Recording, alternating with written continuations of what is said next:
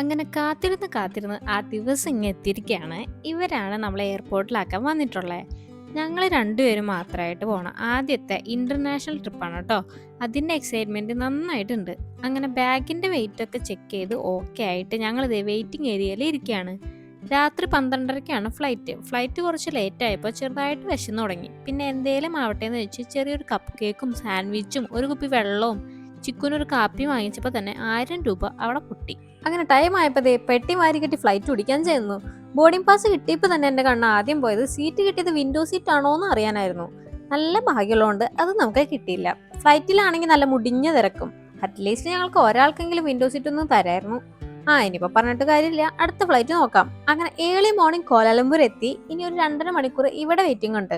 അയ്യോ, അതിനു മുമ്പ് ഞാൻ പറഞ്ഞില്ലല്ലോ, നമ്മൾ പോണത് വിയറ്റ്നാമിലോട്ടാണേ. അതിന് ഡയറക്റ്റ് ഫ്ലൈറ്റ് ഒന്നും കിട്ടിയില്ല.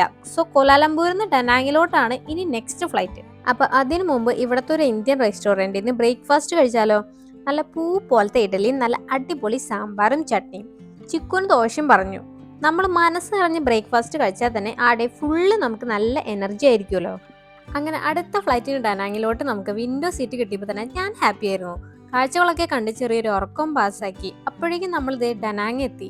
ഇവിടുത്തെ ഇമിഗ്രേഷൻ കുറച്ചധികം നേരം ക്യൂ ഉണ്ടായിരുന്നു. അങ്ങനെ ഒരു കണക്കിന് ഇമിഗ്രേഷനൊക്കെ കഴിഞ്ഞു. നമ്മുടെ പെട്ടിയൊക്കെ കളക്ട് ചെയ്തു, സിമ്മൊക്കെ എടുത്തു. ഇനി നമ്മൾ റൂമിലോട്ട് പോകാനായിട്ട് ഒരു ഗ്രാബ് ബുക്ക് ചെയ്തിട്ടുണ്ട്. അപ്പോൾ അത് വരാൻ വേണ്ടി വെയിറ്റ് ചെയ്തിരിക്കുകയാണ്.